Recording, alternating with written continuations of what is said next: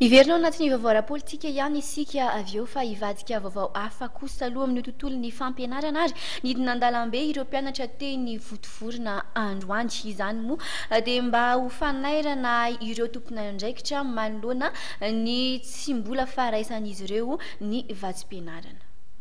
Tsy hijanona hanao fitakiana ireo mpianatra ao amin'ny politeknika Votovorona hoy nambaran'izy ireo raha tsy mivaly ny fitakiana izay mahakasika ny vatsim-pianarana izay mbola tsy noraisiny.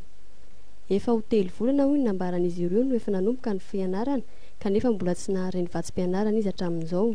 Manaitra ny tompon'andraikitra araka izany izy ireo mba hijery akaiky ity raharaha ity. Zavatra takiany mpianatra aloha zao ty mpianatra Votovorona dia momba ny boursa efa fotoana angamba efa telo volana izay niditra dia boursa nefa mbola tsy misy rahantsika mahalala ny fiainana tamin'ny université fa sarotra dia sarotra ny fianarana enjena ny vola koa miala ny ray aman-dreny efa tsy maharaka dia nataonay izany karazana sitiny ity mba hoentina hanairana amin'ny tena fanjakana fa dia efa hisorana manokana aloha izany amin'ny ministère fampianarana ambony sy ny tao amin'ny présidence-ny université efa nanamaha efa misy fotoana androany hariva any amin'ny ministère dia manantena valy mahafapo anay faran'izay haingana fa tia lesika ataonay ity marina manokana fa tsisy hidinana resaka politika tsisy hidinana ambadika politika izany ty fa fitarainana fotsiny hoe mba tokony va amin'izay ny olana aty amin'ny université.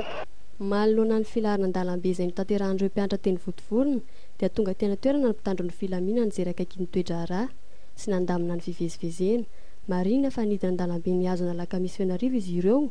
Nambaran'izy ireo ihany koa fa isy ny fiaona izay tanterahan'izy ireo amin'ny tompon'andraikitra amin'ny fampianarana ambony io hariva io andinihana ny raharaha ity.